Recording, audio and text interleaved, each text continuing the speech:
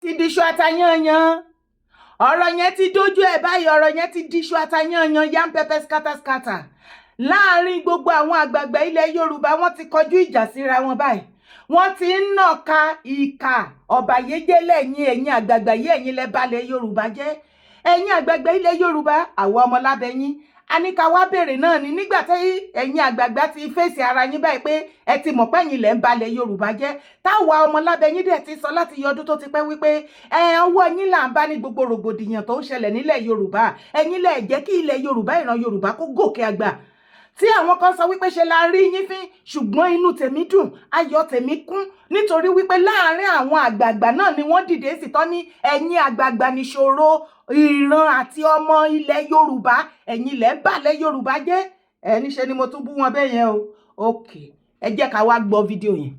ọ̀rọ̀ tí wọ́n ní ká sọ̀rọ̀ sí i nínú bí wọ́n fẹ́ òótọ́ àti bí wọ́n fẹ́ rọ́ ṣùgbọ́n àásò tó ń ti wa ọ̀rọ̀ ni wọ́n gbé dùnú òní gbé wá dùnú. ṣé rí bàbá wa Awólọ́wọ̀ bàbá wa Akíntọ́lá pẹ̀sìkẹ̀lẹ́ mẹ́ǹsì àti gbogbo àwọn bàbá yẹn wọ́n ti gbìyànjú alátẹ̀mọ́ bímọ ẹ̀tàn àìmọ́ ló kù sọ́wọ́ ẹ̀. àwọn àgbà Yorùbá ẹ̀yin ní ìṣòro tá a ní. ẹ̀yin ní ìṣòro tá a ní. torí bí ẹ̀kùn ajá máa ń gbé tó bá kẹ́sì lẹ́yìn tó bá kó ẹkùn sẹ́yìn ajá tó bá kó ẹkùn sẹ́yìn tó fajá jagun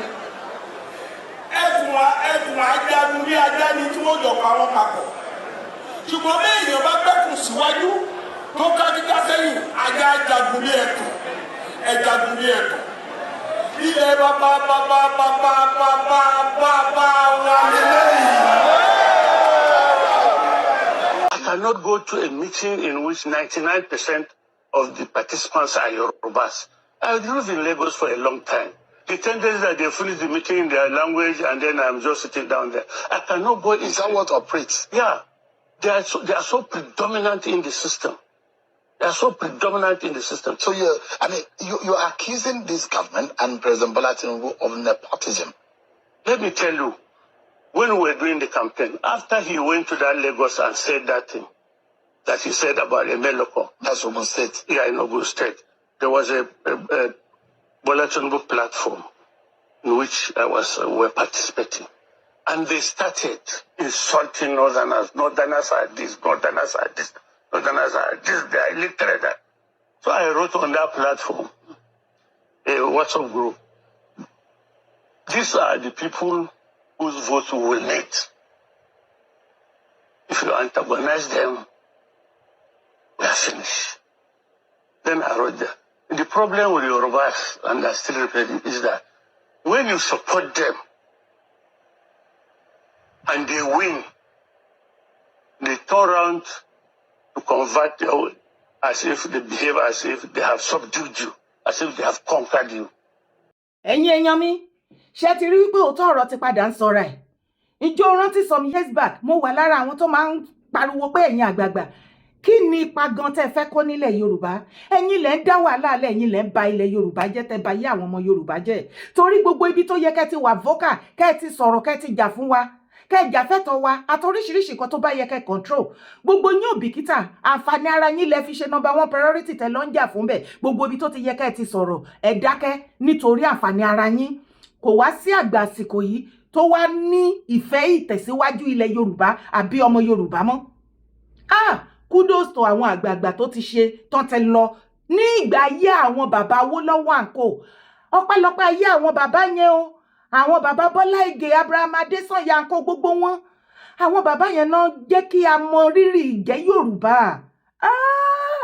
tí ò bá jẹ́ ti àwọn àgbààgbà náà tí wọ́n ṣiṣẹ́ tí wọ́n foríkorí tán fi kùlùkùn politically or traditionally or anyway kì í ṣe pé wọ́n ní differences náà láàrin wọn pé bíyá gbogbo wọn náà ní ìmọ̀ wọn kò tẹnu wọn kò ṣùgbọ́n nínú ìfẹnukò wọn àti gbogbo oríṣiríṣi differences tó wà láàrin wọn wọ́n sì make sure wípé ìtẹ̀síwájú ìran ọmọ Yorùbá ilẹ̀ Yorùbá òun ni number one priority wọn ǹjẹ́ a rí irú bẹ́ẹ̀ láàrin àgbà àsìkò yìí ìbá jẹ́ wípé àwọn àgbà àsìkò yìí àwọn ni wọ́n wà ní ipò àwọn àgbà àná tó wà nípa àwọn àgbààgbà bíi ti àwọn bàbá Awólọ́wọ̀ àǹkó tí mo dárúkọ nítàná yẹn, ṣó o rò wípé irú iyì tó ṣì ń fún àwọn ọmọ Yorùbá tá ṣe lẹ́nu ọ̀rọ̀ especially inú Nàìjíríà, ṣó o rò wípé máa ní ẹnu wo ò ní tọ́rọ̀ torí àwọn àgbà àsìkò yìí wọ́n á sọ wá di gbàkólẹ̀ fún àwọn ẹ̀yà tó kù tó forcefully make one Nigeria.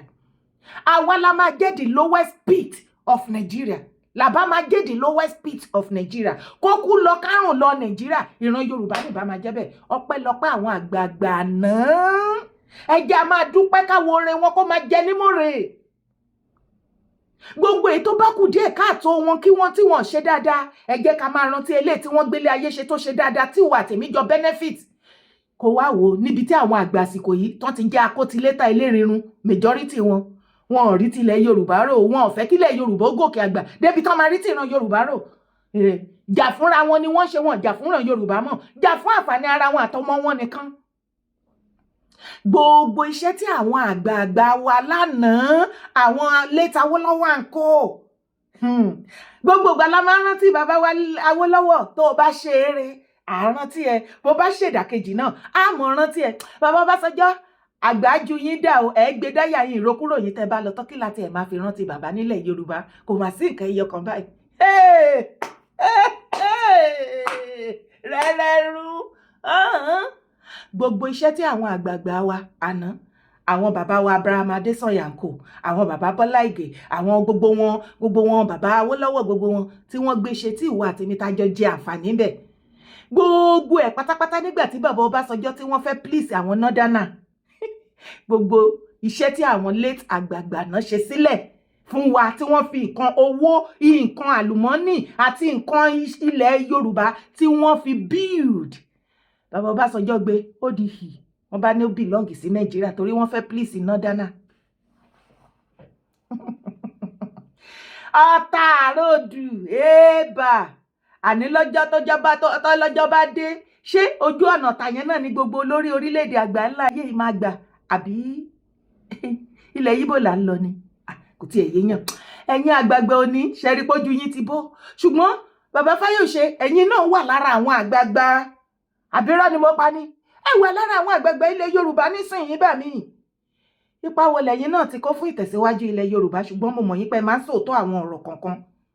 Gẹ́gẹ́ bí ọmọ Èkìtì, àwa like láti máa sòótọ́, òótọ́ ẹ̀ dẹ̀ máa ń kóyà jẹ wa, wọ́n dẹ̀ like wa, kò dẹ̀ káyé. Bàbá Fáyòṣe ẹ̀yin náà wà lára àwọn àgbààgbà ilẹ̀ Yorùbá.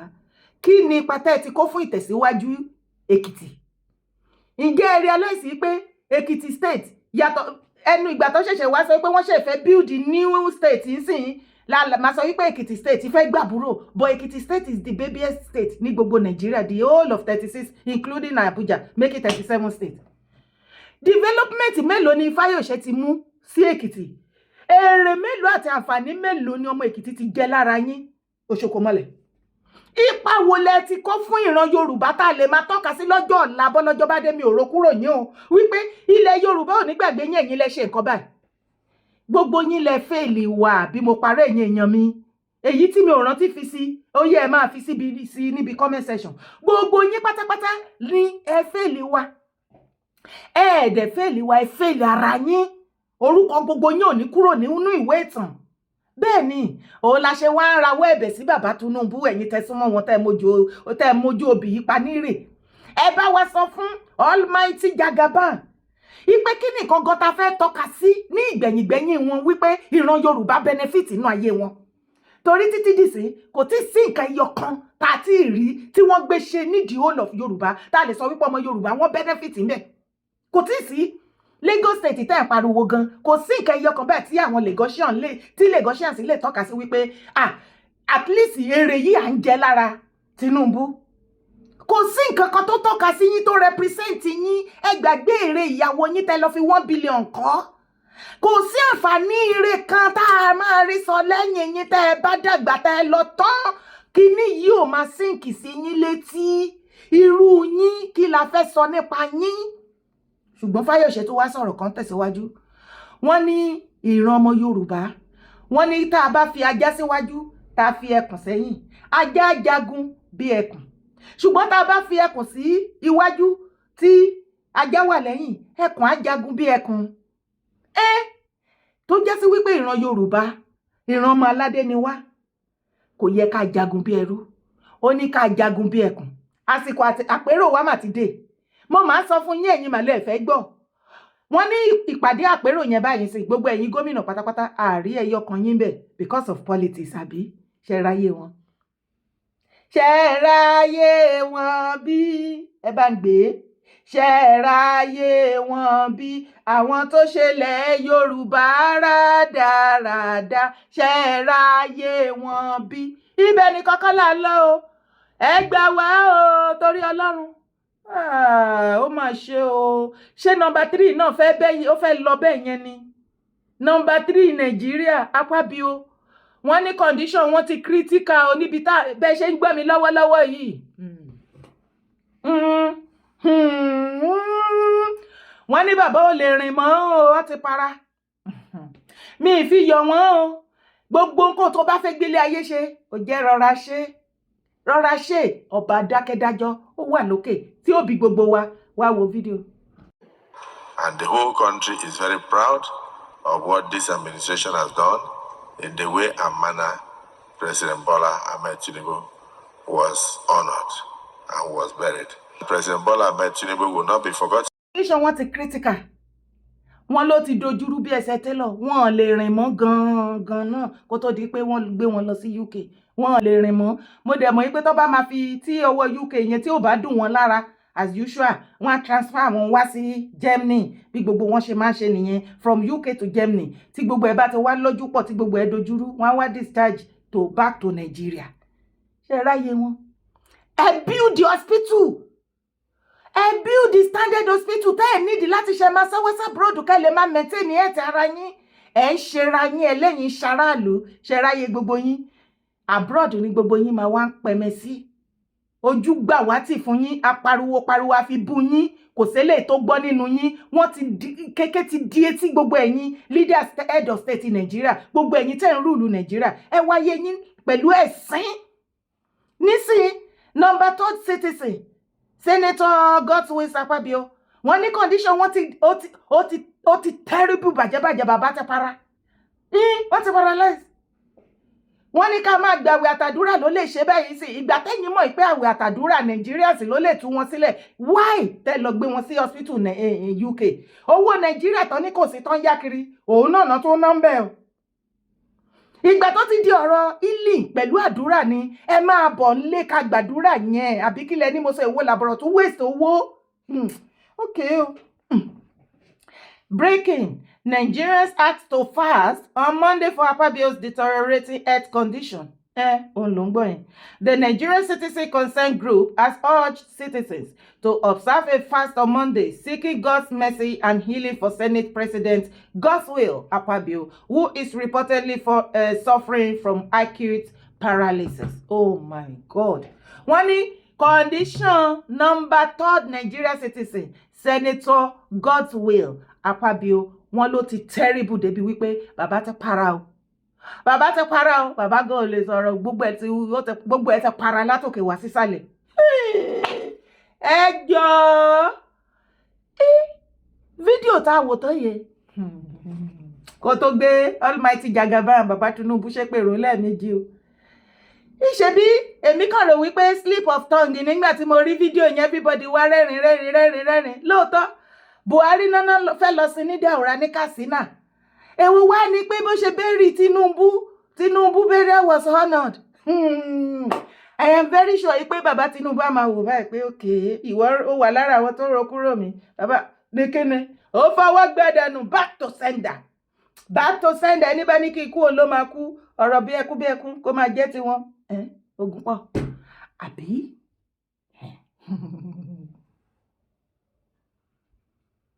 Mò ń wò ní kó má lù ẹjọ́ láàrin èmi àtẹ̀yìn ẹ̀ má sọ fẹ́ lómi o allegedly ni o ẹjọ́ ẹjẹ́ abèrè lọ́wọ́ Sẹ́nitọ̀ Natasha ọmọ Kogi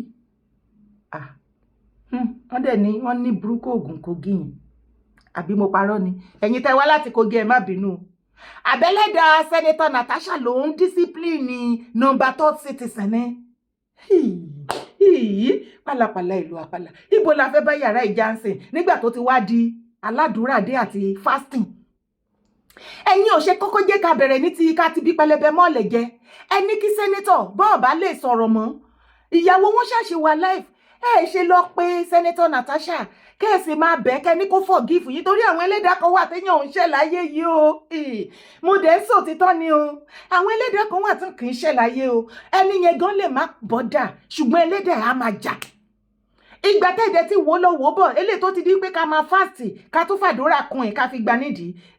That means to say medicament meditation gbogbo everything yín ní kíní UK kò padà ṣiṣẹ́ nìyẹn o. Ó ń worst sí nìyẹn o. Mo tí ẹ̀yin tún sọ ẹ jọ̀ọ́ ṣé ẹ̀yin Nigerians àbẹ́yìn lẹ ṣe kíní ni? Èpè pọ̀ èpè ti pọ̀ jù. Nigerian citizens ò fi ojú re wo gbogbo ẹ̀yin politicians.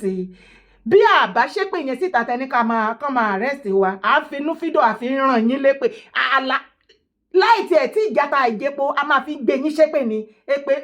Oh God, okay. Níbi tọ́rọ̀ èdè dúró ẹjẹ́ àjọsọ tọ́rọ̀ fúnra wa. Ìyàwó sẹ́nitọ́ Akpabio ẹjọ́ ẹ wá bí eléyìí tẹ́ fi lọ waste owó tẹ́ ń bọ́rọ̀ ní World Bank ibo ni ṣé World Bank ló máa sábà kówó fún wọn ẹni àwọn yẹn. Gbogbo owó tẹ́ lọ ń bẹ tẹ́ lọ ń yá kẹ́ tó run gbogbo owó yẹn sí hospital bill sẹ́nitọ́ Akpabio ní UK. Nígbà tẹ́ ti rí wípé oògùn abẹ́rẹ́ everything kò padà ṣiṣẹ́ mọ́ lára wọn tẹ́ẹ̀dẹ̀ tí wá rí wípé àdúrà ló lè ṣe àdúrà ló lè ṣe.